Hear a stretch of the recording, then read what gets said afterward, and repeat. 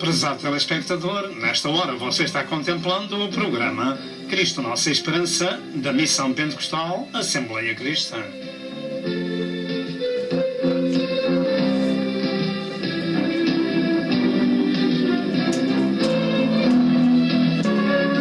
O alvo deste programa é a glória de Deus e a salvação da sua alma. E para isso, por favor, procure obter as muitas mensagens deste ministério, tais como evangelismo, ensino e profecia para estes últimos dias da Hora da Graça.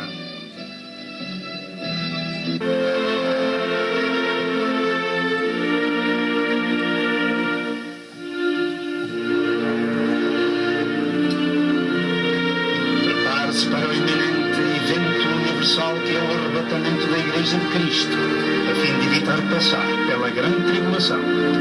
E agora, dentro de momentos, vamos assistir à mensagem.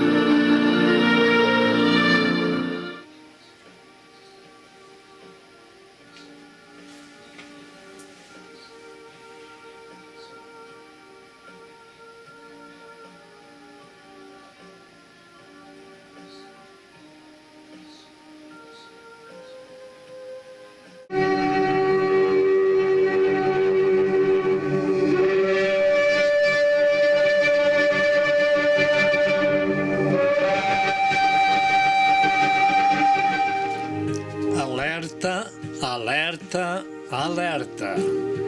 No dia 11 de fevereiro de 2013, o mundo foi surpreendido com o anúncio do Papa da Igreja Católica Romana que no dia 28 do mesmo mês resignava por causa da fragilidade física para continuar no seu posto.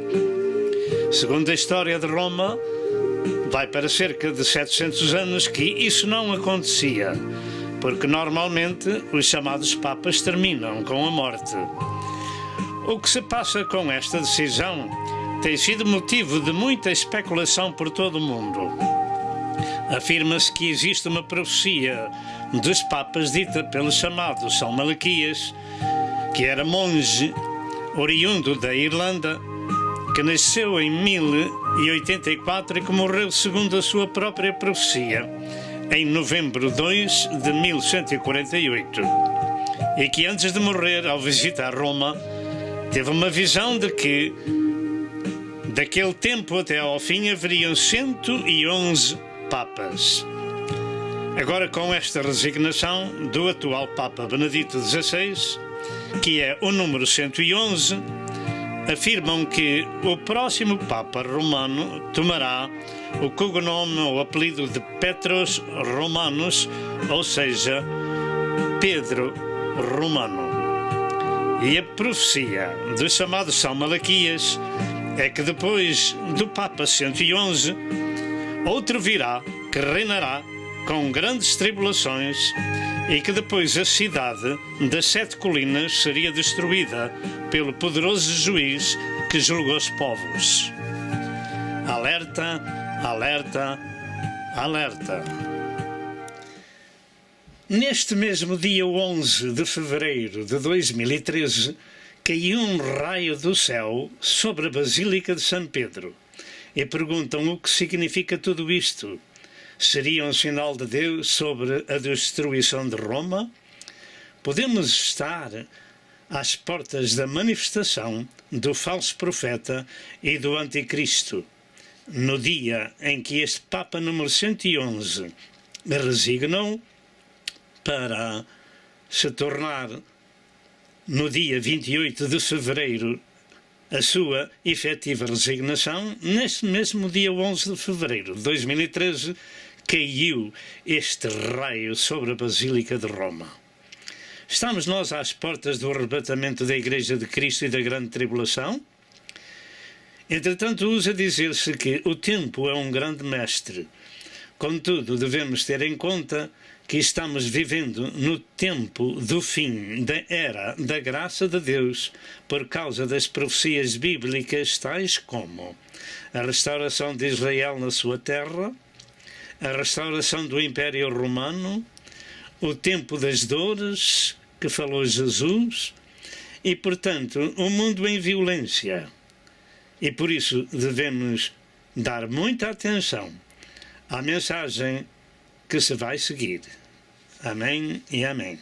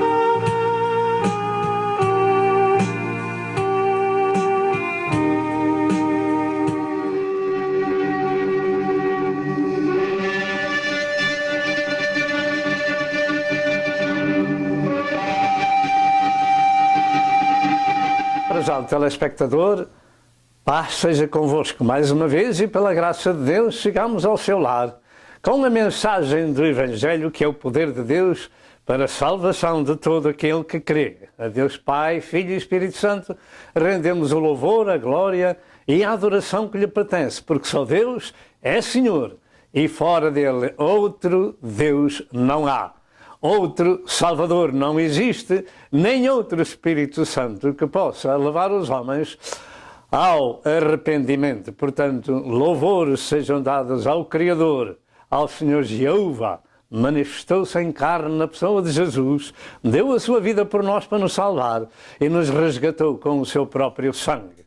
Graças a Deus. A mensagem deste dia é sobre o verdadeiro e o falso ecumenismo. E a mensagem é em forma de esclarecimento. Já ouvimos, já vimos alguma coisa no princípio deste programa e agora vamos à mensagem que o Senhor nos tem dado para ministrar. Usa dizer-se que todas as moedas têm duas faces e no cristianismo também existe o verdadeiro e o falso cristianismo. Até porque Jesus também advertiu os seus que na sua seara sempre haveria trigo e joio. Portanto, graças a Deus por podermos compreender que há no meio do cristianismo falso e verdadeiro. Qual é o verdadeiro e qual é o falso? Nós ministramos a Santa Escritura que Deus nos tem dado a ministrar e queremos que aquilo que falamos é da direção do Espírito de Deus e queremos que aquilo que dizemos é o melhor que a gente sabe daquilo que nos tem sido distribuído, e bem sabemos que o nosso talento é pequeno, mas grande é Deus que nos ajuda a ministrar a Santa Escritura. O que é o ecumenismo? O ecumenismo significa, em termos religiosos e espirituais, toda a terra, todo o mundo que ouve o Evangelho, em primeiro lugar. E em termos simples, ecumenismo significa, ou se define por, primeiro, um movimento que promove a unidade entre várias denominações e igrejas cristãs. E em segundo, um movimento que promove a unidade entre as religiões do mundo para uma maior cooperação e aperfeiçoando entendimento. Ecumenismo só se começou a ouvir nas últimas décadas e agora está o mundo cheio deste termo ecuménico. Terceiro, deverão os verdadeiros seguidores de Cristo envolver-se nesse movimento? Pergunta. E nós vamos dar a resposta pela Sagrada Escritura. O que vai ser dito é um pequeno esboço de um assunto que daria um grande volume. Ao longo da história, e já desde o princípio da pregação de Cristo e seu ensino, temos a grande advertência de Jesus que diz que nem todo aquele que diz Senhor, Senhor, entrará no reino dos céus, mas aquele que faz a vontade do meu Pai que está nos céus. Mateus 7 e verso 21. E fazer a vontade do Pai que está nos céus, aqui está o grande problema de discernir o que é ou o que não é da vontade de Deus, e só ministrando a Santa Escritura chegamos a essa conclusão. Existem muitos chamados de ministros e igrejas cristãs que até negam a Trindade. Outros negam o nascimento virginal de Jesus. Como, pois, poderá haver unidade e cooperação e entendimento entre todos estes? É impossível. Muitas organizações e ministros com o nome de cristão rejeitam a inspiração da Bíblia, 2 Timóteo 3 e verso 16. Como poderá haver cooperação, entendimento, comunhão, etc.? Impossível. Rejeitam a Cristo como sendo o único caminho, o único Salvador do mundo, João 3,16 e João 14, verso 6. Por exemplo, os mormons têm um outro evangelho, têm um outro evangelho, etc. Para os momentanos, Jesus não é o Salvador do mundo, nem o Filho de Deus, e não salva ninguém. E para os budistas, Jesus é apenas um iluminado. Como poderá haver cooperação e entendimento e comunhão? E se falarmos no hinduísmo, então eles têm muitos deuses. Como poderá haver no cristianismo evangélico puro este entendimento e este ecumenismo? Tomemos atenção ao que estamos dizendo. Ao longo desta exposição, verificaremos as Santas Escrituras sobre o assunto e devemos tomar decisões segundo o ensino bíblico e não segundo a mente humana, mas segundo o ensino bíblico, e viver em unidade segundo a palavra de Deus, num ecumenismo verdadeiro, bíblico e santo, onde nos é possível, até porque a Bíblia Sagrada diz: quanto vos for possível, tende paz com todos os homens.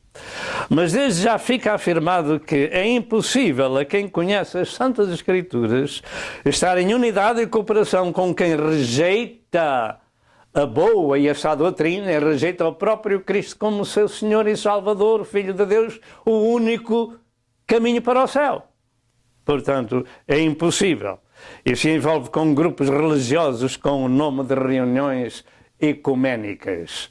Cristão de Cristo não está lá. Pode haver cristãos com o nome de cristãos religiosos, mas cristãos de Cristo não está lá. Vamos introduzir, depois desta mensagem, desta pequena introdução, vamos de novo a outra introdução. Antes de falar sobre deste assunto, vamos ler a Santa Escritura em Mateus 24, 14 e João 17, 20 a 23. Nestas Santas Escrituras temos aqui o verdadeiro ecumenismo cristão, mas não religioso. Assim diz a palavra de Deus. E este Evangelho do Reino será pregado em todo o mundo, em testemunho a todas as gentes, e depois virá o fim.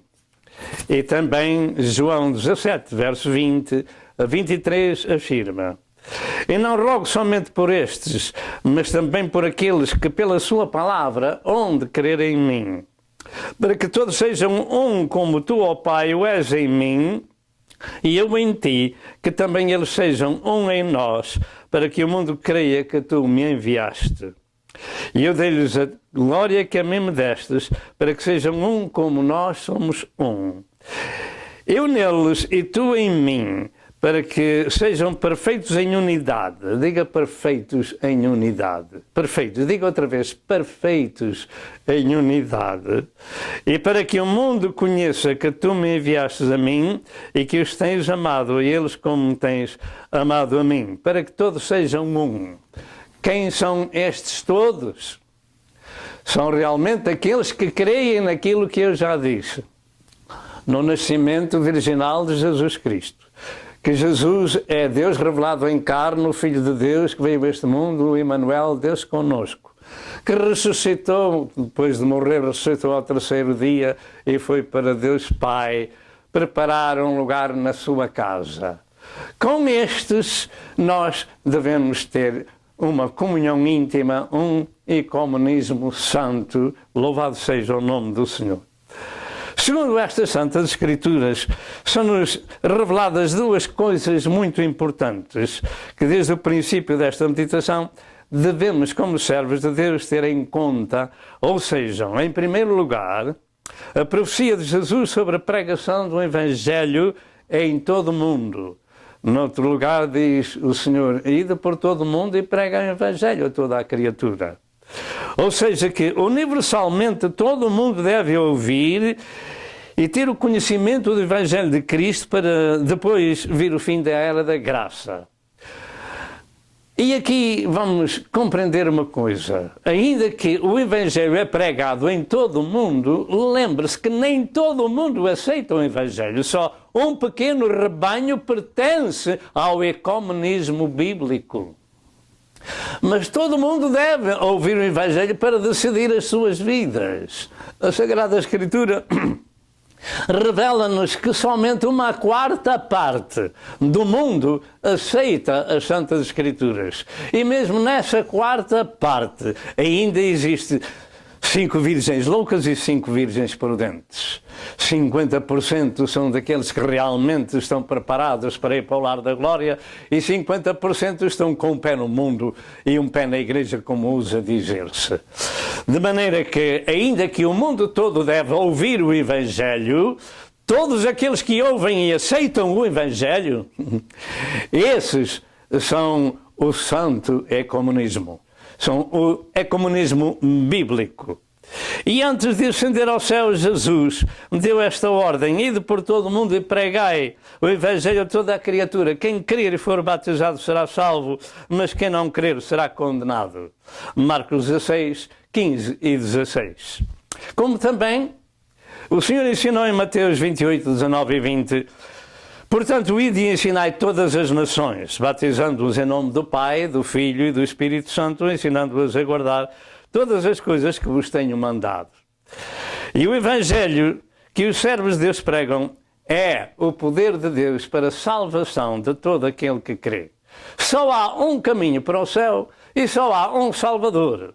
E, por exemplo, os maometanos não aceitam tal coisa, nem tão pouco que Jesus Cristo é Deus revelado em carne. Como pode haver este ecumenismo que se está formando no Vaticano e noutros lugares? Como pode haver esse ecumenismo com cristãos de Cristo? De forma alguma. O Evangelho é o poder de Deus para a salvação de todo aquele que crê, Romanos 1, verso 16. E aquele que não é salvo é simplesmente perdido. Em segundo lugar, aprende-se na Santa Escritura, que foi lida, o ensino sagrado, de que essa mensagem do Evangelho produziria, ou seja, a unidade e comunhão em todos os crentes do mundo inteiro. Com essa pregação, com esse ensino, a mensagem do Evangelho produziria em todo o mundo um grupo de pessoas, um corpo espiritual de pessoas, com Cristo como cabeça desse grupo, e esse grupo chama-se Igreja ou Eclésia. A Igreja significa a comunidade de pessoas que nas Santas Escrituras reconhece a Jesus Cristo como o supremo legislador e Senhor, e fora dele não há outro. Aqueles que o reconhecem, somente esses pertencem ao santo ecumenismo. São um conjunto de fiéis ligados pela mesma fé, mesmo ensino e liderados pelo Espírito Santo e sujeitos uns aos outros no temor do Senhor, Efésios 5 e verso 21. Realmente só se compreende que uma pessoa está completa quando essa pessoa tem o seu corpo, ou no seu corpo os seus membros e a sua cabeça, como estamos vendo este homem, tem membros e tem uma cabeça, então ele está completo, fisicamente falando. E nas Escrituras a Igreja de Cristo é comparada a um corpo, com Cristo como cabeça desse corpo. É uma unidade perfeita. Falando Paulo acerca da perfeição, da unidade da Igreja de Cristo, afirma em 1 Coríntios 12 a 14 estas palavras: porque assim como o corpo é um, e tem muitos membros, e todos os membros, sendo muitos, são um só corpo, assim é Cristo também. Pois todos nós fomos batizados em um Espírito, formando um corpo, quer judeus, quer gregos, quer servos, quer livres, todos temos bebido de um mesmo Espírito. Todos eles com o nome de cristão de Cristo, seja de judeus, seja de gentios, seja de onde seja, todos eles são com o mesmo Espírito de Cristo, formando o mesmo corpo que é a Igreja, porque também o corpo não é um só membro, mas muitos. E o verso 20 e verso 27 diz: agora, pois, há muitos membros, mas um corpo. Ora, vós sois o corpo de Cristo e os seus membros em particular.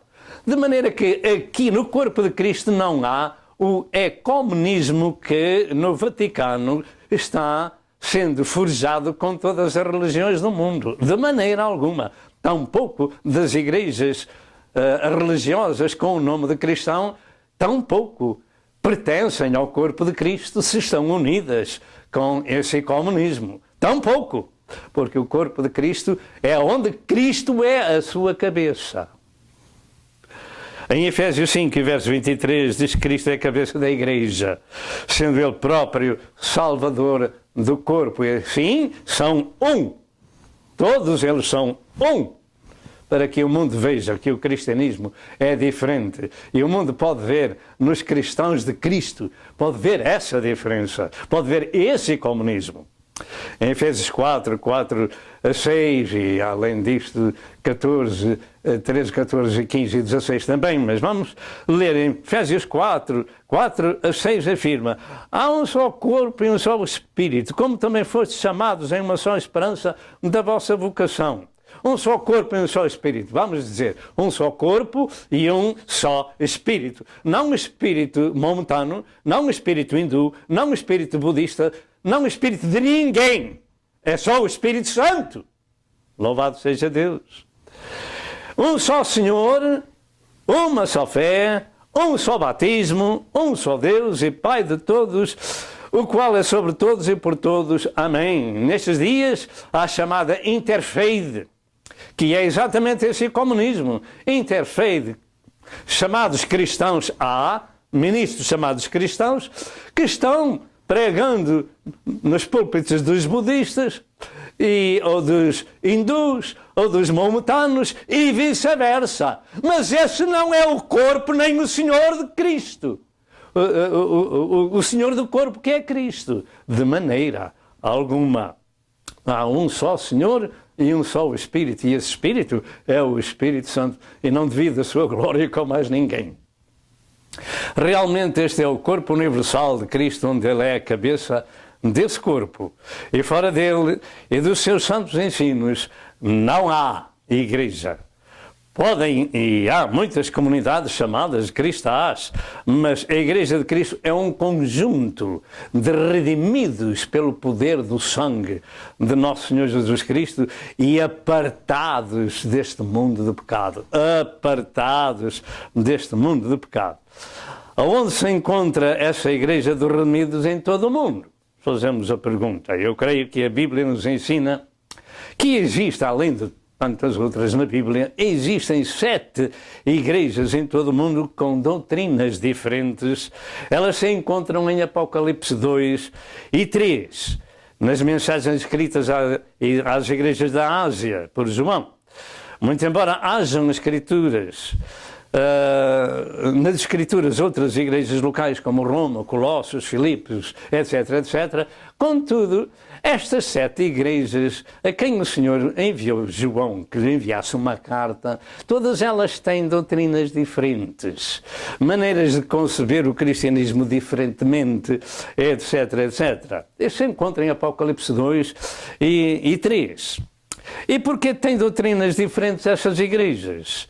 Porque finalmente todo o ensino, toda a doutrina, toda a revelação saiu da igreja mãe de Jerusalém. Essa é a igreja mãe e não há outra. Essa é a igreja mãe e não há outra. E espalhou-se por toda a terra até aos dias de hoje. O facto é que, tendo essas igrejas primitivas recebido da igreja de Jerusalém através dos seus enviados a mesma doutrina e revelação, várias delas depressa tomaram rumos diferentes no seu ensino bíblico. O facto ainda é que Jesus, no tempo da vida de João, mandou que o seu servo escrevesse a esses ministros dessas igrejas uma mensagem diferente acerca dos diferentes ensinos e direção que cada um tinha na igreja local. E eu creio que isso é o que acontece em todo o mundo ainda nestes dias. E pergunto, não tinham eles as mesmas escrituras? Por que é que Jesus mandou repreensões e comendas a essas igrejas? A umas repreensões aos ministros, já se vê, e a outros comendas. Porquê?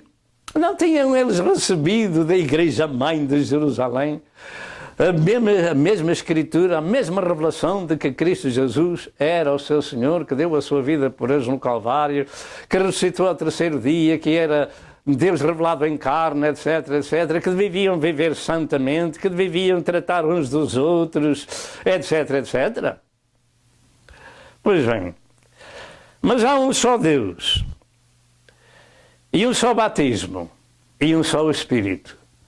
Não há 2, nem 3, nem 4 deuses, não como os hindus, nem centenas ou milhares deles. Há um só Deus, e há um só Espírito, e há um só batismo. Isto é o que nos narra a Escritura e que devemos seguir. Então era de esperar que todo esse ensino fosse igual, que vivessem naquele ecumenismo amoroso e santo, unido. Mas para haver um só corpo e Cristo como cabeça desse corpo, era realmente seguir o mesmo ensino. O facto é que a igreja de Éfeso, ela tinha perdido o primeiro amor, a primeira caridade, e o Senhor diz: tenho contra ti que perdestes o teu primeiro amor, arrepende-te. Portanto, aqui havia uma repreensão. Ao ministro da igreja de Semirna, Jesus viu o seu sofrimento no meio de um povo onde alguns eram da sinagoga de Satanás e disse-lhe: não temas no teu sofrimento. Ao ministro da igreja de Pérgamo, Jesus tinha umas poucas de coisas contra ele, contra ele. Pois tinha lá na igreja, mais além da doutrina cristã, tinha mais dois tipos de doutrinas, as de Balaão e as de Nicolaítas. Tenho contra ti. Ao ministro da igreja de Tiatira, Jesus disse que ele tolerava uma mulher com uma doutrina diabólica a ensinar a igreja a comer os sacrifícios da idolatria. Era uma profetisa chamada Jezabel. Portanto, era uma igreja comprometida com as coisas do mundo e com a idolatria. Porquê é que não eram iguais à igreja de Jerusalém? Porquê é que não havia um ecumenismo já desde o princípio santo e unido? Ao ministro da igreja de Sardo, Jesus acusou de que era um pastor morto e que se devia arrepender. E eu pergunto, como é que seria a igreja de tal ministro morto? Portanto, haviam diferenças já desde o princípio do cristianismo. Muito bem. E ao ministro da igreja de Laodiceia, Jesus acusou de que nem era frio nem quente, mas que era morno, e por essa causa o ia vomitar da sua boca, porque dizia que era rico e nada lhe faltava. Mas Jesus lhe disse que ele era um desgraçado, um miserável, um pobre, um cego e um nu. Porque é que não havia o ecumenismo cristão amoroso e unido? Já desde o princípio. E continuando, pergunto, como seriam essas igrejas com ministros dessa natureza? E também porque não eram todos como a igreja de Jerusalém. Alguém pode dizer, ei pastor, você tem razão, é por isso que a gente não vai a igreja nenhuma. Não faça isso. Procure uma igreja onde se ministra um novo nascimento espiritual, que pugnam pela unidade da fé, que pugnam pelo amor de Deus, que trabalham em uníssono, que exaltam o Deus Pai, Filho e Espírito Santo, e você vai ver que é uma igreja cristã. Louvado seja Deus Nosso Senhor. O facto é que havia no meio de todas estas sete uma chamada a igreja da porta aberta. Era igual à igreja de Jerusalém, com essa doutrina, e com a santidade, e com a obediência a Deus. E essa era a igreja de Filadélfia, que significa amor fraternal. Então, procure uma deste género da igreja de Filadélfia, ou então a igreja de Filipos, ou de Tessalónica, ou de Jerusalém, não tem problema. Louvado seja Deus, há muitos tipos de igrejas na Terra que nós podemos assistir e pertencer, porque tem o mesmo espírito da igreja de Jerusalém e de Filadélfia. E Jesus disse-lhe que era a igreja da porta aberta, esta igreja de Filadélfia, com pouca força.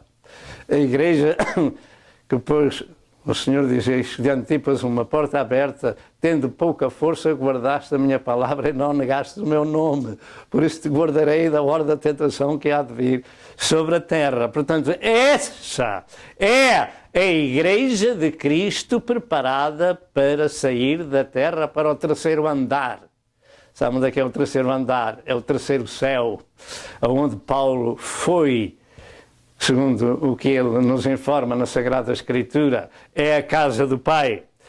Portanto, guardava a palavra de Deus, mas tinha pouca força. E que por essa causa Jesus ia livrar da hora da tentação que havia de vir sobre todo o mundo. Não é tempo de sabermos que o rebanho do Senhor é um rebanho pequeno, como disse Jesus em Lucas 12:32, e que entra pelo caminho estreito, Mateus 7, 13 e 14. Ora bem, aqui temos aquela porta aberta que tem pouca força, quer dizer que os cristãos são poucos, são um pequeno rebanho, são igrejas pequenas que guardam a palavra, que são santificados, que são apartados, que são redimidos e resgatados com o sangue de nosso Senhor Jesus Cristo. Não ponha dúvida nenhuma. Porque Jesus Cristo disse: porfiai por entrar pela porta estreita, porque eu vos digo que muitos virão e não poderão entrar, e pela porta larga são muitos aqueles que entram e vão para a perdição. Ora, se Jesus ensinou estas coisas em Mateus 7, vamos ficar com o ensino de que a Igreja de Cristo é um rebanho pequeno que não se mistura com ecumenismo de outras religiões, nem de igrejas religiosas que não seguem a boa e a sã doutrina. Ponto final. Aí agora aquele pastor disse tudo. É isso mesmo. Jesus disse: conhecereis a verdade e a verdade vos libertará. Portanto, se o Senhor diz: porfiai por entrar pela porta estreita, não é pela porta larga, é pela porta estreita. E disse: olha, sede santificados no corpo, na alma e no espírito, porque sem santificação ninguém verá a Deus.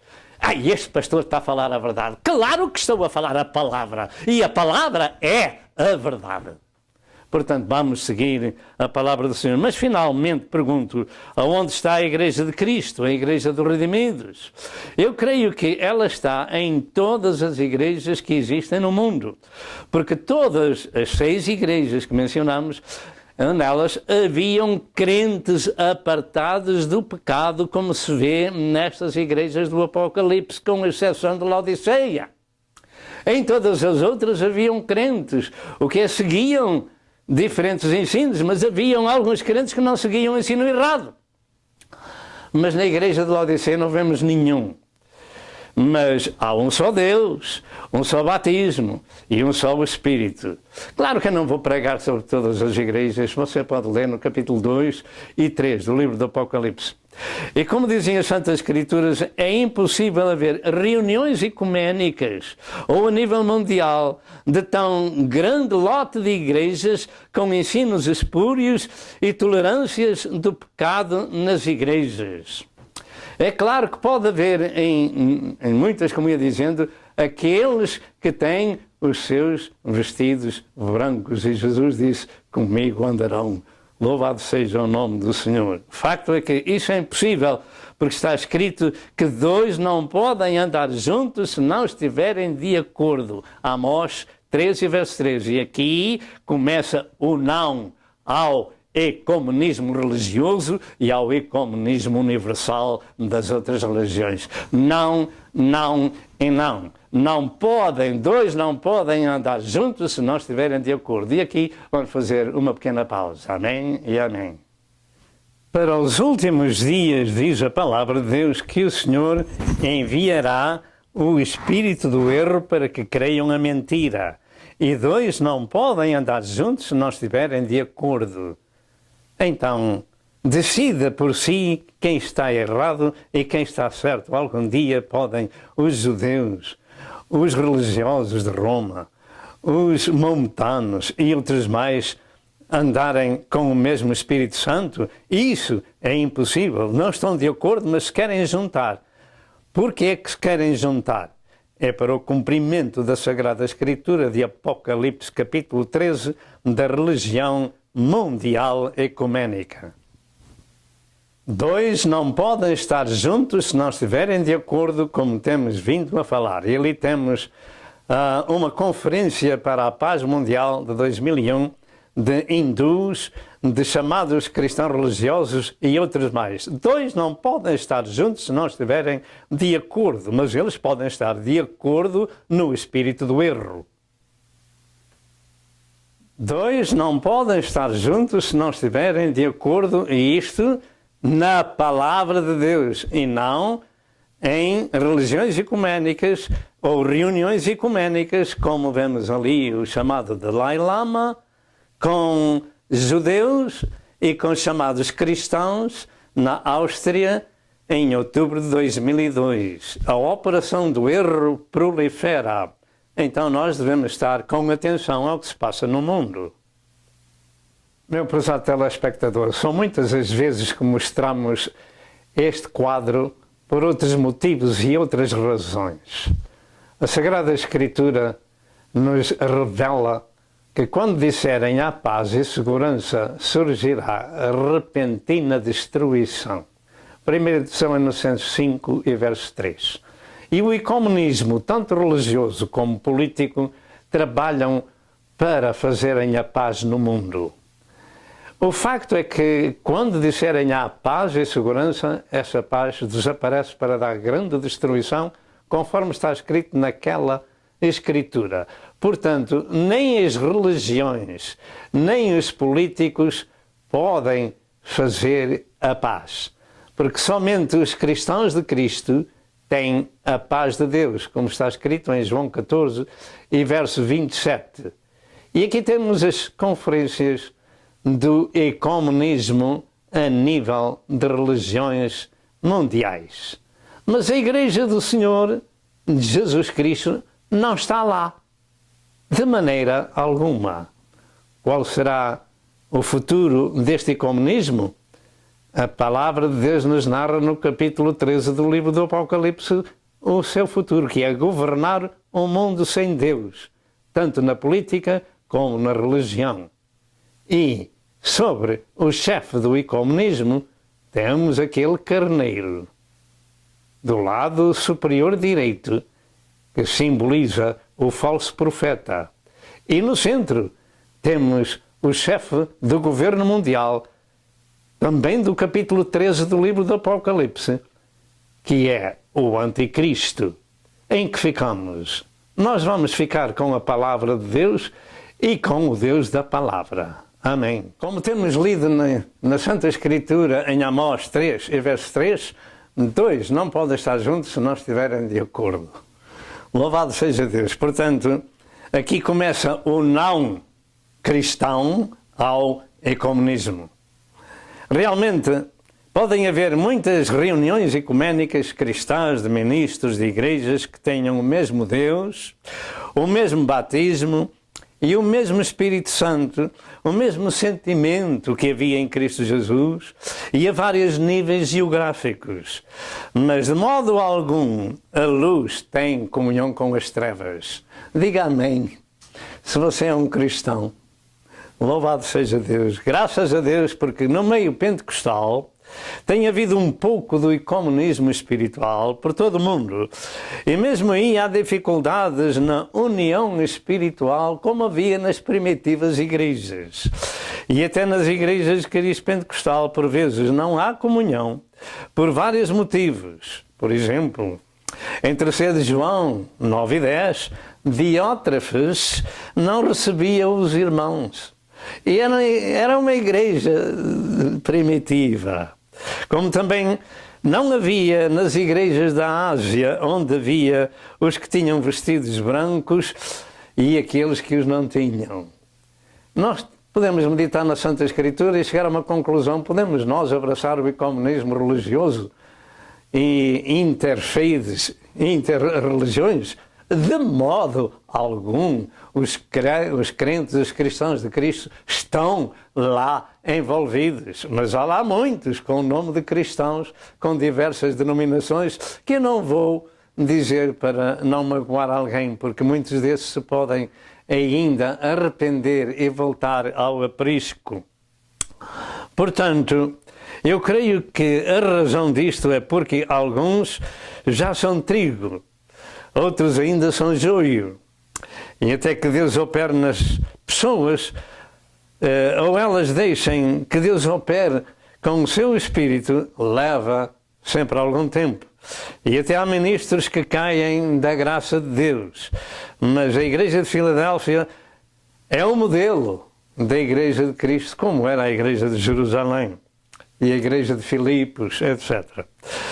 Mas Jesus ensinou que os seus seguidores eram um, como o Pai o era com ele, para que o mundo cresça que o Pai o tinha enviado e que deviam ser perfeitos em unidade. E há lugares onde isso é possível, mas há outros que é impossível. Assim, neste ecumenismo espiritual, toda a terra ouve o Santo Evangelho, pregado pelos servos e servas de Deus, com o fundamento pentecostal da Igreja primitiva, com toda a boa essa doutrina, e se reúnem em comunhão, onde é possível, regionalmente e na unidade do Espírito. E embora essa unidade cristã exista, Na Igreja dos Redimidos, ela, contudo, não pode existir em diferentes igrejas com diferentes doutrinas. Isso é impossível. Dois, como diz a palavra de Deus, não podem estar juntos se não estiverem de acordo. Na chamada Catedral Nacional de Washington, em janeiro de 2013, estavam fazendo parte do mesmo púlpito e da mesma plataforma e com o presidente dos Estados Unidos e sua esposa e o vice-presidente dos Estados Unidos e sua esposa, vários chamados ministros dos cristãos, dos judeus, dos islamitas, dos hindus, dos budistas e uma série de outras religiões ali representadas, e cada um dava glória ao seu Deus, como se fosse um só Deus, como Satanás engana o mundo. Então o Senhor não diz que enviaria o espírito do erro para este tempo, de maneira que devemos ter em conta que tanto ecumenismo religioso como ecumenismo político não é de Deus. O que é de Deus são os crentes resgatados com o poder do sangue de nosso Senhor Jesus Cristo. Mas esta não é a Igreja de Cristo, era uma reunião ecuménica de várias religiões e políticos, e é isto que no futuro haverá por todo o mundo. Oh, pastor, então você está se contradizendo. Não, eu estou falando que isto no futuro é o que vai existir por todo o mundo. Então e a Igreja de Cristo? A Igreja de Cristo vai sair para o terceiro andar no arrebatamento. É isso que eu creio antes da grande tribulação. Eu creio assim. Portanto, no futuro, por todo o mundo, vai ser formada a Igreja Universal, política, religiosa, cultural. E ela está no capítulo 13 do livro do Apocalipse. E isto é ecumenismo religioso e político. Mas a Igreja de Cristo não estará na terra, porque foram levados e arrebatados para a casa do Pai. As reuniões ecuménicas religiosas chamadas cristãs não são reuniões da Igreja de Cristo, são religiosas onde impera a vontade do homem e não a direção do Espírito Santo, porque Ele não está lá, porque o Senhor dá um só Espírito, um só Deus, um só batismo. Louvado seja Deus. Além disto, muito menos as religiões ecuménicas das diversas religiões do mundo, como o hinduísmo, o confucionismo, o budismo com todos os seus deuses, o islamismo, etc., e todos mais juntos com o Vaticano, não são da parte de Deus, mas sim dos homens religiosos e políticos do mundo. Não são da parte de Deus. Não é ecumenismo cristão, de forma alguma. São, contudo, o cumprimento da profecia, onde a besta religiosa faz com que toda a terra adore a besta política. Apocalipse 13, verso 11 e verso 12. E isto está sendo profético, tem que acontecer. Está escrito, é profético, tem que acontecer. A igreja religiosa, política, cultural e social de Apocalipse 13, com o seu chefe, o falso profeta, ele fará vir fogo do céu e enganará as pessoas.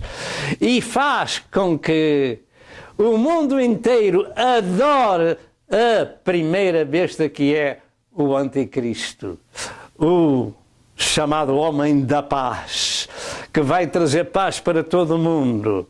E quando disserem há paz e segurança, sobrevirá repentina destruição.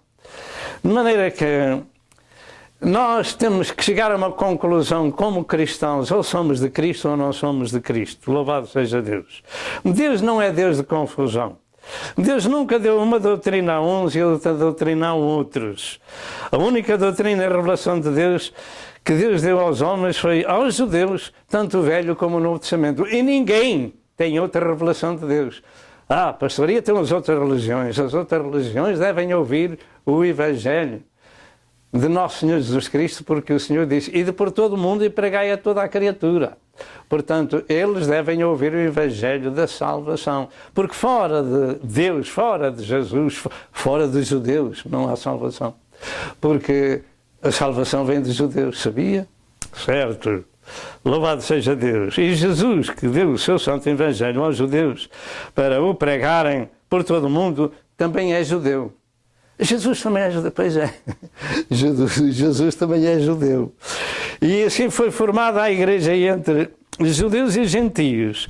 E a salvação vem dos judeus, como diz em João 4 e verso 22. E o único Salvador do mundo é judeu, cujo nome é Jesus Cristo. E fora disso não há revelação de Deus para ninguém.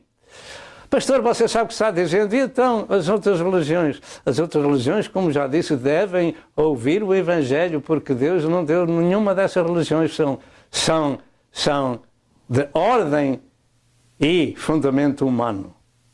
E qualquer um pode ter o Deus que quiser e a religião que quiser, como na Índia, que há milhares de deuses. Mas só há um Deus, uma só fé, um só batismo, e um só Senhor e Salvador do mundo, cujo nome é Jesus. A única palavra dada ao mundo foi dada aos judeus, tanto do Velho quanto do Novo Testamento. E o autor dela é judeu. Louvado seja Deus. Por isso, a salvação vem dos judeus, porque vem de Cristo nosso Senhor. E fora disto, tudo é humano e não de Deus. E contudo o Senhor nos manda até amar os nossos inimigos e pregar o Evangelho a toda a criatura por todo o mundo. Nas últimas décadas do século XX e do século XXI, Deus tem derramado da sua chuva cerúlea, do seu poder, do seu Espírito Santo, e muitos, milhares de crentes em todo o mundo foram batizados com o Espírito Santo, e eu e a minha mulher fomos batizados em 1968 com o poder do Espírito Santo. Essa é a razão de sermos missionários, de sermos pastores e servos de Deus. Porque somente depois de ser batizado com o Espírito Santo é que realmente, segundo a Bíblia Sagrada, é que devem sair para ministrar a palavra do Senhor. Muitos há, naturalmente, que são ministros do Evangelho, coitados, e fazem o seu melhor e não são batizados com o Espírito Santo, receberam o Espírito de Deus, graças a Deus por isso, mas não foram batizados com o poder do alto. De maneira que muitos, nas nações comunistas e islâmicas, hindus e budistas, foram bafejados com a salvação e o derrame do Espírito Santo por esse tempo, devido também ao muito e grande preço que os missionários pagaram nessa terra. E nos Estados Unidos muitos judeus têm provado das mesmas experiências cristãs e pentecostais e são hoje ministros do Evangelho. Eu praticamente ouço todos os dias judeus a pregar o Evangelho, judeus pastores. E chamam ainda rabis, mas são judeus pastores. Louvado seja Deus, porque os judeus agora estão sendo salvos. E estão pregando ao seu povo e pregam para todo o mundo através da televisão. Louvado seja o Senhor. E todos fazem parte da Igreja de Cristo, e Deus está salvando centenas de milhares de pessoas nessas terras mencionadas, tanto comunistas como hindus, como nas muçulmanas, etc, etc. Deus está salvando milhares e centenas de milhares de pessoas, porque há ainda servos e servas de Deus que expõem a sua vida até à morte para levarem a palavra de Deus, para que conheçam a verdade e sejam libertados por essa verdade que é Cristo Jesus nosso Senhor. Portanto, todos fazem parte da Igreja de Cristo e, naturalmente, o seu ecumenismo cristão é regional, digamos assim, e a sua unidade no Espírito e o seu entendimento e cooperação cristã são de grupos próximos uns dos outros, e quando não há essa possibilidade, tem o ecumenismo local, da igreja local. Segundo lugar, como começou o ecumenismo religioso e regional no mundo? São várias as fontes de informação sobre o assunto que nestes dias está em franco desenvolvimento para a formação da Igreja Mundial Política, Social e Cultural de Apocalipse 13. E como disse, ela tem que existir porque é profético, tem que existir. Essa Igreja Universal vai ter como seu chefe o falso profeta, como já temos falado, que será um homem com poder diabólico e será e se está formando nos nossos próprios olhos com políticos e religiosos juntos, como já vimos nessas fotos e não vamos mostrar outra vez. Segundo a informação do Midnight Call sobre o assunto do falso comunismo, vai para muitos anos que esse movimento teve o seu princípio em 1910, teve o seu começo vindo depois da formação do Conselho Mundial das Igrejas. Nessa altura ainda não era o ecumenismo como hoje o temos. E segundo informações do Midnight Call, numa conferência missionária de Edimburgo, na Escócia, e através de metodistas, o alvo era tornar Jesus conhecido a todas as pessoas do mundo através do evangelismo bíblico. E por esses anos houve um grande reavivamento, uma grande evangelização. Muitas igrejas foram estabelecidas pelo mundo inteiro. Contudo, alguns anos depois, o secretário-geral do grupo ecuménico das igrejas envolvidas dava o alarme de falsas expectações, e isso deu-se em 1941. E em 1948, os dois ramos que formaram essa conferência missionária mundial ficaram unidos, formando o Conselho Mundial das Igrejas. E aqui começou o problema. O alvo desse conselho, que começou a ser orientado no sistema político-religioso, teve 3 princípios muito importantes. Primeiro, acabar com a fome no mundo. Era maravilhoso, não era? Segundo, não haver mais guerra no mundo. E terceiro, justiça social para todos. Aparentemente toda a gente gostaria disso, e esses eram 3 princípios do Conselho Mundial das Igrejas. Mas deixe-me dizer que eram princípios sociais e políticos e que o Evangelho não pode estar envolvido nisso. Desta forma, o alvo missionário original foi posto de parte em favor da universalidade do gosto cristão. Naturalmente, esta política deste desenvolvimento religioso, ou desse movimento religioso, foi muito bem recebida por muitas nações que estavam subjugadas e pobres.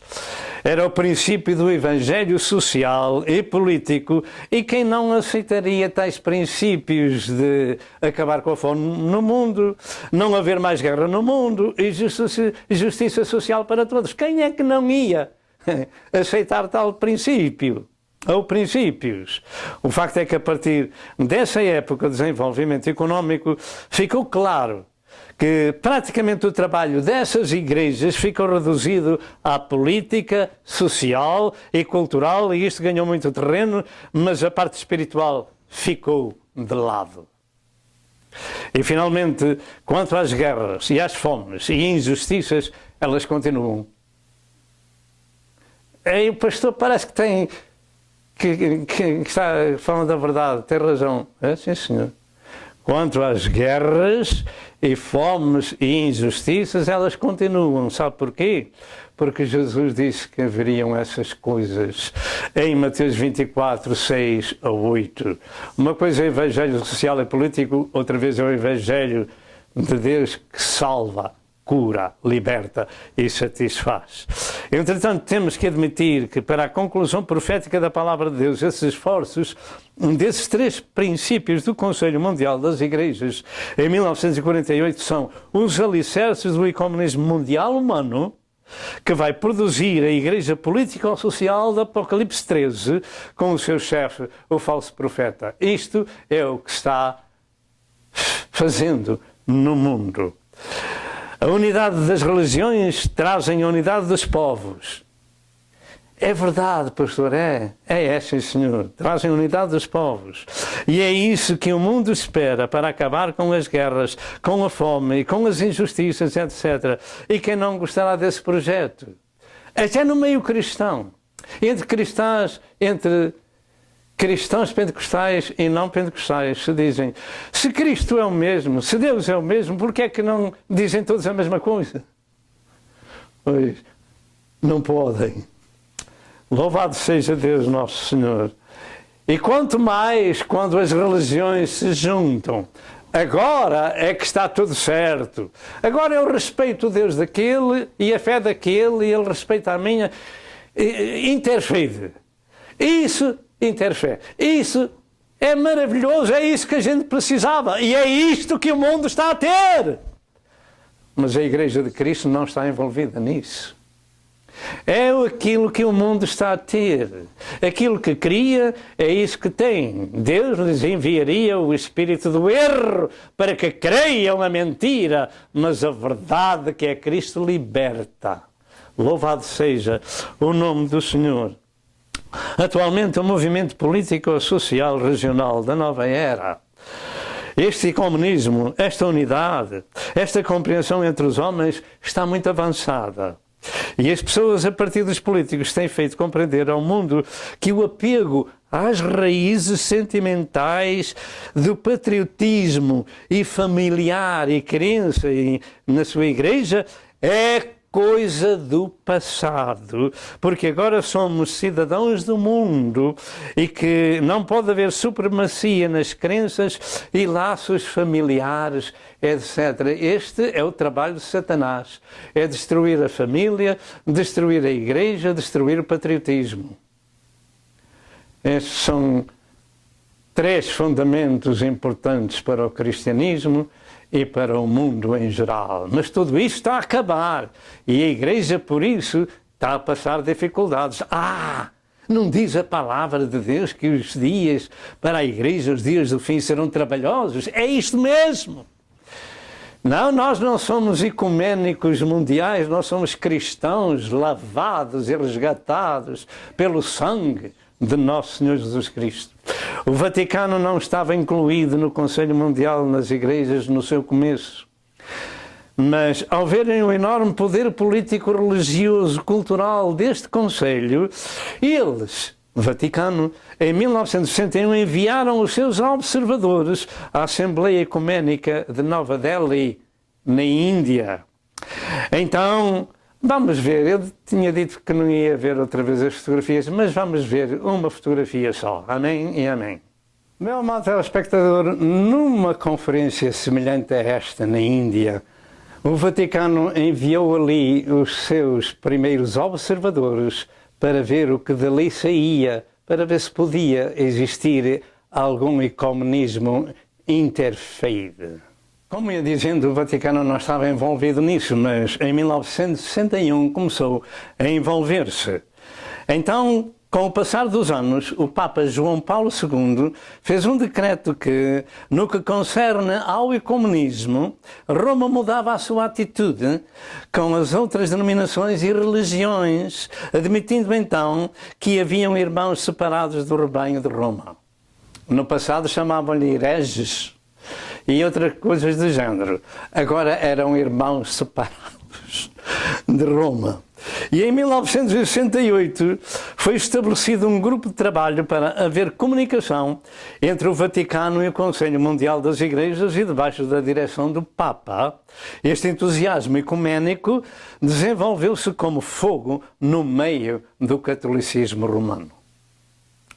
Assim, o Vaticano tomou a dianteira neste movimento ecuménico e o Papa declarou firmemente que os cristãos têm que trabalhar juntamente com as outras religiões.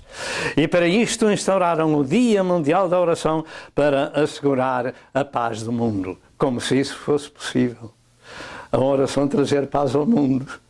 O que é que diz a Bíblia Sagrada? Que quando disserem há paz e segurança, sobrevirá repentina destruição. Louvado seja o nome do Senhor. Pois bem, sobre a oração, ela é o pilar do cristianismo evangélico, Romanos 12, verso 12. E sobre a paz, somente existe um povo que tem a paz de Deus e que são discípulos de Cristo, João 14 e verso 27. E essa é a Igreja de Cristo. E sobre a paz do mundo, como disse 1 Tessalonicenses 5 e verso 3, diz que quando disserem há essa paz, surgirá a repentina destruição. Isso será para o tempo da grande tribulação. O ecumenismo político, religioso, cultural é humano e não espiritual. é dos homens e não de Deus, embora seja profético para a conclusão de Apocalipse 13. Nada tem a ver com a Igreja de Cristo e ponto final. Contudo, ele é profético, como ia falando, como está escrito em Apocalipse 13, 11 a 14. Como proféticos são as guerras, as fomes, os terremotos, as pestes, etc.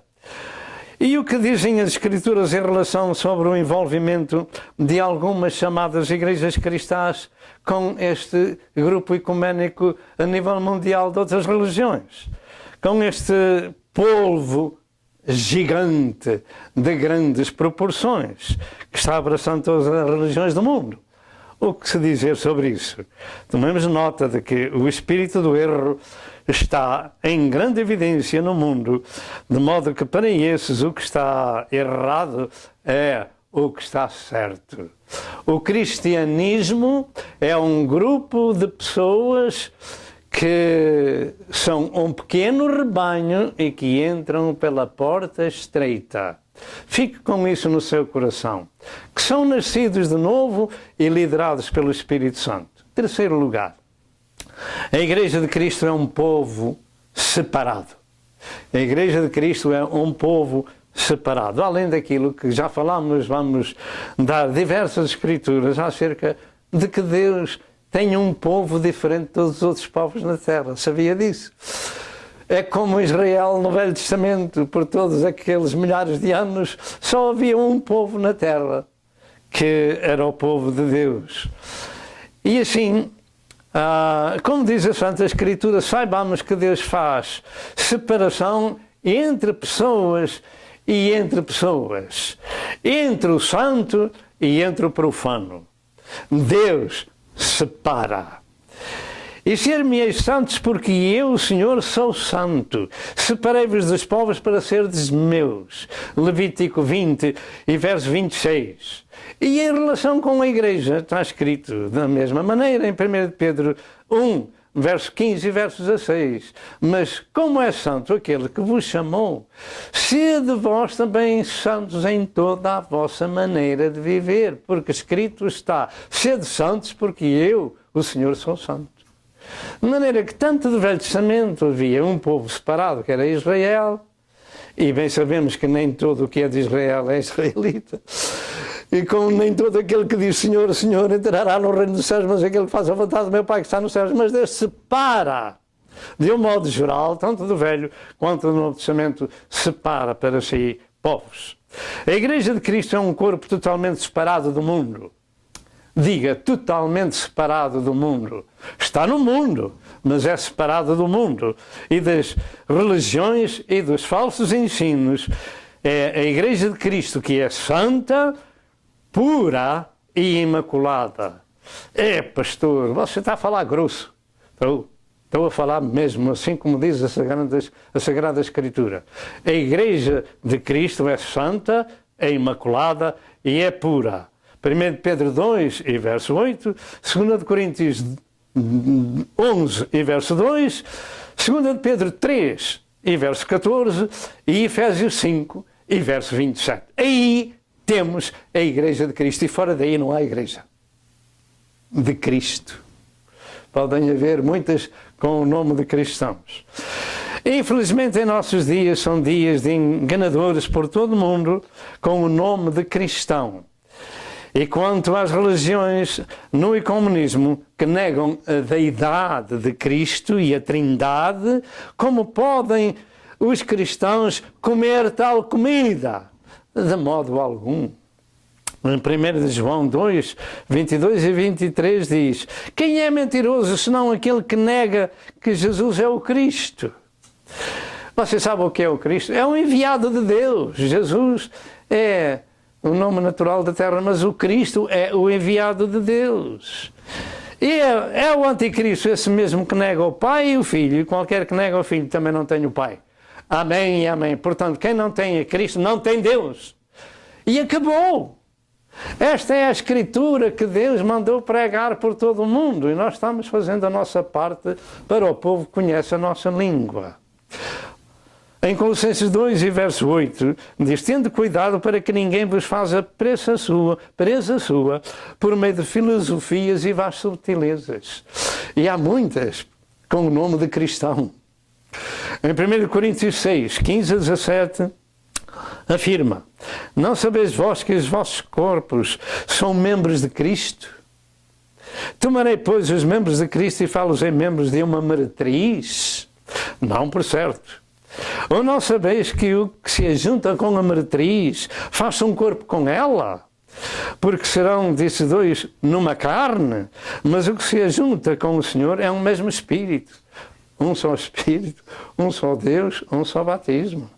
Louvado seja Deus. Portanto, é impossível que a Igreja de Cristo coma a comida do ecumenismo mundial. Em 2 Coríntios 6, 14 a 18, afirma: não vos prendais a um jugo desigual com os infiéis. Diga amém. Porque sociedade tem a justiça com a injustiça? Não tem nenhuma. E que comunhão tem a luz com as trevas? Tão pouco. E que concórdia entre Cristo e Belial? Fora daqui, diabo. Louvado seja Deus. E que consenso tem o templo de Deus com os ídolos? De forma alguma. Você quer ver algumas fotografias sobre ídolos? Vamos ver. E vamos fazer a nossa ideia. Amém. Que consenso, diz a palavra de Deus, tem o templo de Deus com os ídolos? A Bíblia Sagrada ensina-nos que a idolatria é um grande pecado contra o Senhor. Mas os homens preferem venerar e adorar os seus ídolos do que obedecer às Sagradas Escrituras. Não farás para ti imagem de escultura, nem te encurvarás a elas. Êxodo 20, verso 4, está no Decálogo, nos 10 mandamentos. E diz: tornem-se semelhantes a esses ídolos os que os fazem e todos que neles confiam. Salmo 115, 1 ou 8. E aqui temos a idolatria do Médio Oriente e do Oriente. Podemos nós, algum dia, ter comunhão ecuménica com tais espíritos de idolatria? De modo algum. Portanto, o que é de Deus é separado deste pobre mundo do pecado. O que é de Deus é santo e é imaculado e é puro. A Deus seja dada toda a glória. Amém e amém. E continuando, sabe o que é que diz o resto da Escritura que nós mencionamos em 2 Coríntios 6, 14 a 18? Diz: pelo que saí do meio deles, apartai-vos. Pelo que saí do meio deles, apartai-vos, diz o Senhor, e não toqueis nada imundo, e eu vos receberei. E eu serei para vós pai, vós sereis para mim filhos e filhas, diz o Senhor Deus Todo-Poderoso. Esta é a doutrina bíblica para aqueles que querem pertencer ao corpo de Cristo, à Igreja de Cristo, que não se envolve com esse ecumenismo. Em 1 Coríntios 5 e verso 11 diz: mas agora vos escrevi que não vos associeis com aquele que, dizendo-se irmão, for devasso, avarento ou idólatra, com o tal nem ainda comais. Amém e amém. Se você que me ouve está envolvido com essa idolatria e enganos, fuja dela depressa e peça a Deus o seu perdão. Não vos associeis com tais pessoas, diz o Senhor. Em Lucas 11, verso 23, Jesus disse: quem não é comigo é contra mim, e quem comigo não ajunta, espalha. É só, vamos ficar com a doutrina sagrada da Bíblia. Quarto lugar, o ecumenismo no tempo do fim da Era da Graça. Tudo o que nas Santas Escrituras afirmam profeticamente no tempo de Deus tem que ter o seu cumprimento, ou mais tarde ou mais cedo. E nunca nos tempos antigos isto, deste ecumenismo religioso, aconteceu, senão no começo do Conselho Mundial das Igrejas, que queriam pregar o Evangelho social, cultural e político. E isso deu aso a que Satanás se infiltrasse no processo e ficaram assim. Segundo o que se entende nas Santas Escrituras, e toda a gente deve entender, é que o Evangelho é o poder de Deus para a salvação de todo aquele que crê. E esta salvação vem dos judeus e do seu cabeça, que é Cristo Jesus, nosso Senhor, Deus revelado em carne. Agora, tratar da justiça e dos pobres é um assunto interno do seio da Igreja, num ecumenismo cristão, amoroso e unido, como era em Atos 2, 42 e 44. E as autoridades também são ministros de Deus para tratar do seu povo na parte social e política, como diz em Romanos 13, 1 a 8. Eles têm essa responsabilidade. Assim, o ecumenismo religioso, cultural e político é o cumprimento da profecia para os últimos dias e é um sinal evidente de que Cristo virá breve arrebatar a sua igreja para os céus. Tudo nestes dias nos indica que a globalização do mundo inteiro é o desfecho da luta contra Deus que já vem de Nimrod, de Gênesis capítulo 11, do sistema babilônico, e recomeçada a partir do presidente americano Bush pai. E ele estrou a todo mundo com a New World Order, ou Novos Ordens Cloron, ou Nova Era. Para todo mundo agora existe esse espírito. Para o tempo do fim, tem que haver estas duas organizações mundiais que governam todo o mundo, uma na política e outra na religião. Tem que haver. E elas se encontram em Apocalipse 13, verso 1 ao verso 10, a primeira. Na besta que subiu do mar de nações, e simbolizada num monstro com 7 cabeças e 10 chifres, ou seja, o governo mundial e o anticristo, o último imperador da história, o próximo governador do mundo. Vamos ver essa fotografia. Amém e amém. Aqui nós temos a tal besta de Apocalipse 13, 1 a 10, que é um império mundial político simbolizado nesta besta com 7 cabeças e 10 chifres. E no meio daqueles 10 chifres, numa cabeça está um chifre azul. E esse representa o anticristo, uma ponta pequena representa o anticristo. De maneira que isto tem que haver no fim dos dias. Nesta fotografia temos ali o anticristo com uma espada na mão, nesta fotografia que representa o chefe do governo mundial. Voltando à primeira fotografia, que é a besta com 7 cabeças e 10 chifres, nós temos aqui representado o governo mundial político. E esta besta, que é chamada desse governo, e o anticristo como sendo aquela ponta pequena azul daquela cabeça, já vem revelada de Daniel 2, Daniel 7 e Apocalipse 17. Prezado ouvinte, a segunda Organização Mundial é exatamente uma confederação de regiões mundiais simbolizada na besta que subiu da terra em forma de um cordeiro, ou seja, a religião mundial liderada pelo falso profeta em Apocalipse 13, 11 a 18 e Apocalipse 17 e 18. A chamada profecia do santo Malaquias é como se segue. No final da perseguição da Santa Igreja Romana, ali reinará Petros Romanos, que alimentará o seu rebanho no meio de muitas tribulações, depois que a cidade das 7 colinas será destruída e o terrível juiz julgará o seu povo. O fim.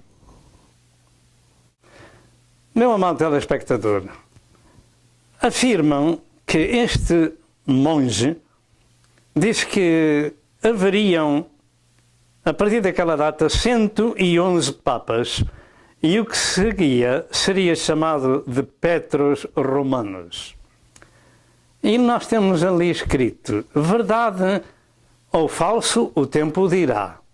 E esse tempo é março de 2013, com a eleição de um novo Papa, porque o atual resignou.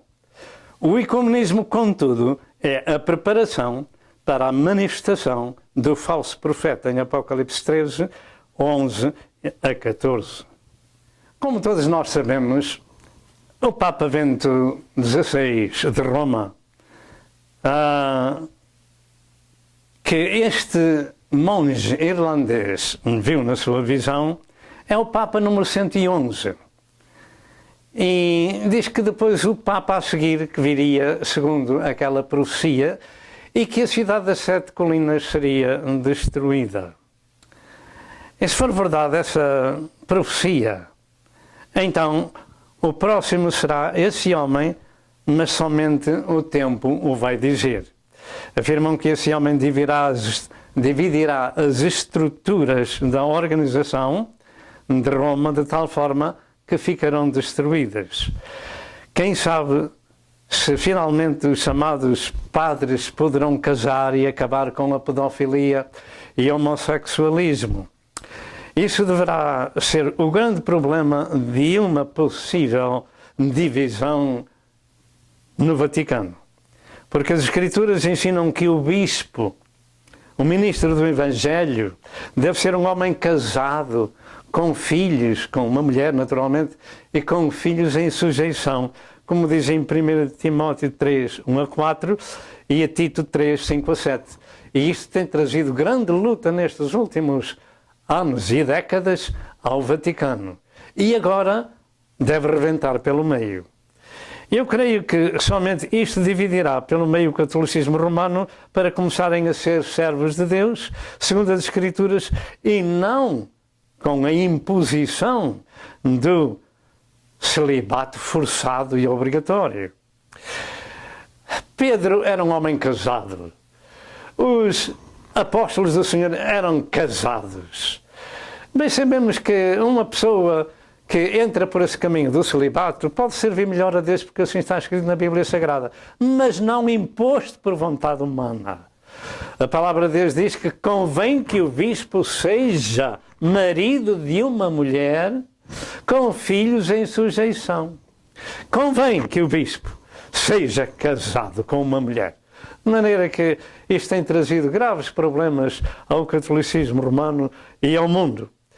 Mas como tem sido a estrutura do Vaticano à frente do Conselho Mundial das Igrejas a preparar o ecumenismo religioso, juntando as outras religiões do mundo e igrejas sem Cristo, então é muito natural que seja ele o chefe do Vaticano, esse próximo Papa, a ser o falso profeta de Apocalipse 13. É muito possível, contudo, só o tempo o pode dizer. Em Apocalipse 17 e 18 há uma figura de mulher apelidada de grande prostituta, assentada sobre uma besta cor de escarlata com 7 cabeças e 10 chifres, com a qual se tinham prostituído os reis da terra, e estava vestida de púrpura e adornada com pedras preciosas e com um cálice de ouro na sua mão, cheia das abominações e da imundícia da sua prostituição. E esta prostituição e imundície significam falsas doutrinas no cristianismo, e na sua testa tinham um nome escrito, mistério: a Grande Babilónia, a mãe das prostituições e as abominações da terra. E é isto que Roma tem seguido com as doutrinas e idolatria de Babilónia. Vamos ver. Prezado ouvinte, nós estamos vendo mais uma fotografia, um quadro que nos mostra essa revelação do Apocalipse. E esta mulher está com um cálice cheio das abominações da sua prostituição. E as suas doutrinas vêm de Babilónia, entraram em Roma, e agora, com todo o ecumenismo do mundo, de todas as outras religiões, é uma figura exata daquilo que a Bíblia Sagrada nos mostra no livro do Apocalipse, capítulo 17. Esta é a figura de mulher que estava embriagada do sangue dos santos e do sangue das testemunhas de Jesus, ou sejam, cristãos bíblicos. Apocalipse 17, 1 a 6. Prezado ouvinte, querido telespectador, após o 3º século do cristianismo, com a chamada conversão do imperador Constantino, esta figura se aplica ao longo da história de Roma, que ficou idolatrada e politizada, etc. E está no seu auge, conforme acabamos de ouvir no ecumenismo religioso. Roma perseguiu o cristianismo bíblico de tal forma que, na Inquisição, matou juntamente com as autoridades civis do Império Romano centenas de milhares de cristãos, muitos deles queimados no fogo. Ora, a Bíblia Sagrada fala-nos acerca das testemunhas de Jesus e dos profetas que foram mortos por ela. Mas que o sangue inocente clama por vingança. Ela tem que ser julgada pelo divino julgador. E esta organização romana se intitula de Igreja Salvadora e única no mundo. Mas não existe no mundo nenhuma Igreja Salvadora. Só existe um Salvador, que é nosso Senhor Jesus Cristo. E eu creio, como muitos no mundo inteiro, que a destruição desta organização e sua sede de Roma acontecerá pelo próprio governo mundial, simbolizado na besta que carrega esta figura, conforme temos visto, ou seja, o governo do Anticristo de Apocalipse 15 a 17, pois Deus tem colocado nos seus corações que faça esse trabalho. E a profecia do Santo Malaquias, então, poderá estar certa, mas como disse, só o tempo o vai dizer. Uma coisa é sei, a palavra de Deus está mais do que certa, porque é a verdade, e isto vai acontecer. Com respeito à localidade do reino desta prostituta religiosa de Babilónia, não resta qualquer dúvida, pois o verso 18 afirma: e a mulher que viste é a grande cidade que reina sobre os reis da terra. E ponto final. Roma era a cidade que reinava no mundo no tempo da escritura dada por Jesus a João. O Império Romano, chamado de Santo Império, continua sendo a influência do mundo inteiro através do Vaticano, que tem 165 embaixadas. A Igreja de Cristo não é nenhum Estado, nem tem um chefe de Estado como o Papa. Não. A Igreja de Cristo é um conjunto de pessoas redimidas pelo sangue de Cristo por todo o mundo, e o seu cabeça é Cristo Jesus. Portanto, esta é a diferença. Alguns teólogos pensam que esta Babilónia de Apocalipse 18 e verso 2, e que nos versos 6 a 10 afirma que será queimada no fogo em 1 hora, será a antiga Babilónia do Iraque que será reconstruída. Contudo, tudo nos indica que esta Babilónia, que reina sobre os reis da terra, é Roma, conforme temos falado, com toda a sua idolatria que herdou de Babilónia do passado, e que ultimamente se tem juntado às outras religiões para formarem o ecumenismo, ou seja, a organização da segunda besta religiosa. A Igreja de Cristo não é nem política nem religiosa. É um corpo de pessoas redimidas pelo sangue de Cristo, onde Ele é a cabeça do corpo, como já dissemos, e a sua missão é pregar o Evangelho, e não é política nem ecuménica, religiosa e social, de maneira nenhuma. A Igreja de Cristo são separados, conforme temos falado na Sagrada Escritura. E diz o Senhor para que não nos associemos com aqueles que, dizendo-se cristãos, forem idólatras, etc, etc. As Santas Escrituras ensinam que todas as almas são do Senhor. As almas do mundo inteiro são de Deus, e Ele quer salvar a todos os homens, e por isso em Apocalipse 18, verso 4, Jesus vem a dizer há cerca de 2000 anos estas palavras: sai dela, povo meu, sai dela, povo meu, para que não sejas participantes dos seus pecados e para que não incorras nas suas pragas. Eu creio que numa hora, quem sabe, bombas atômicas vão destruir toda aquela organização que é um octopus, um polvo gigante do mundo inteiro que está lavrando no espírito do erro.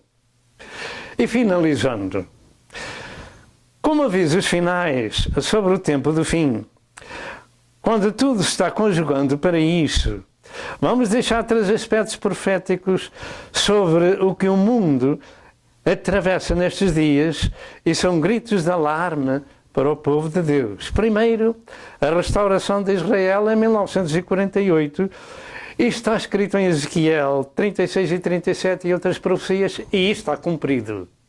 Israel, o povo da velha dispensação, voltou à sua terra para cumprir São Lucas 21 e verso 24 e Romanos 11 verso 25 e 26. O tempo dos gentios está no fim. Israel está restaurado. Segundo, a restauração do Império Romano na Europa, ou seja, a Europa reunificada, Daniel 2 e Daniel 7. Em 1992 começou isso. E hoje temos 27 Estados na Europa fazendo parte desta organização do Império Romano restaurado. Ora bem, você leia o capítulo 2 e o capítulo 7 de Daniel. No capítulo 2, nós temos ali uma pedra cortada sem mãos que bateu naquela estátua do sonho de Nabucodonosor, que representava todos os impérios mundiais, até ao Império Romano restaurado nos pés da estátua que eram de ferro e de barro. E a pedra deu nos pés da estátua e desfez tudo o que era humano e se implantou, assim mesmo encheu toda a terra. E essa pedra é o reino de Cristo, quando Ele voltar para reinar na terra. E em terceiro lugar temos as dores de parto que Jesus falou e avisou que haveriam guerras, fomes, pestes e terremotos. E é isso que nós temos nestes dias, com graves destruições por todo o mundo. E o que é que a gente vai pensar em razão disso que estamos apresentando? Estes três aspectos destes últimos dias: Israel, a Europa e o mundo. Sim, meu amado, nós estamos no fim da era da graça. Tudo nos indica que a vinda de Jesus para o arrebatamento da sua igreja está próximo e que a grande tribulação se seguirá com a manifestação do anticristo e do falso profeta. E pode muito bem ser que esta profecia do chamado Santo Malaquias seja verdade e o próximo Papa seja esse Petros Romanos, que no seu tempo a cidade de Roma será destruída pelo único Senhor juiz da terra, que vamos ver. Amém e amém. Assim diz a chamada profecia do Santo Malaquias. No final da perseguição da Santa Igreja Romana, ali reinará Petros Romanos, que alimentará o seu rebanho no meio de muitas tribulações, depois que a cidade das 7 colinas será destruída e o terrível juiz julgará o seu povo. O fim. E este terrível juiz é Jesus, que virá do céu para fazer a sua limpeza aos homens que na terra pregam violência e são idólatras, e o mundo está num caos nesse tempo. Tudo nos indica que a vinda de Jesus para o arrebatamento da sua igreja está próxima e que a grande tribulação se seguirá com a manifestação do anticristo e do falso profeta. E este terrível juiz é nosso Senhor Jesus Cristo, e no seu tempo, quando Ele vier, Roma será destruída. Assim eu creio. O tempo o dirá. Para já, telespectador, nós temos feito o melhor para trazer ao seu conhecimento as coisas que estão acontecendo no mundo e o cumprimento da profecia. O governo mundial está em franco progresso, bem como a Confederação das Religiões, de onde sairá o falso profeta, e para isso há essas reuniões ecuménicas. A Igreja de Cristo não está lá. O que tem sido dito é um pequeno, mas suficiente esclarecimento de que nenhum filho de Deus está fazendo parte desse espírito do erro, porque já foram comprados com o sangue de Cristo e foram libertados. Aonde ouvir esta mensagem, procure na sua área uma igreja evangélica onde se ministra o novo nascimento espiritual, e procure do ministro o que deve fazer para ser uma alma salva e regenerada neste tempo presente do cumprimento profético da palavra de Deus. Tome atenção àquilo que está passando no mundo. Será realmente Petros Romanos o falso profeta? O tempo vai dizer, agora em março. Que o Senhor vos abençoe e até outra vez, se Deus quiser. Amém e amém.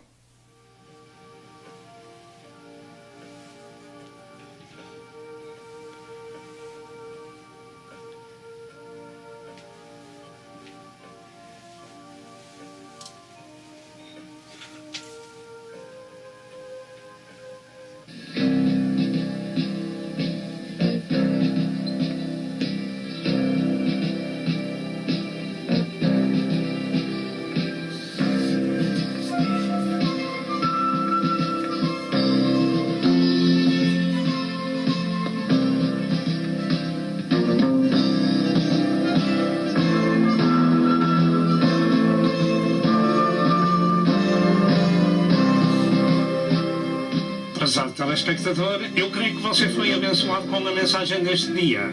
Toma uma decisão e junte-se ao povo de Deus para viver a eternidade com Jesus.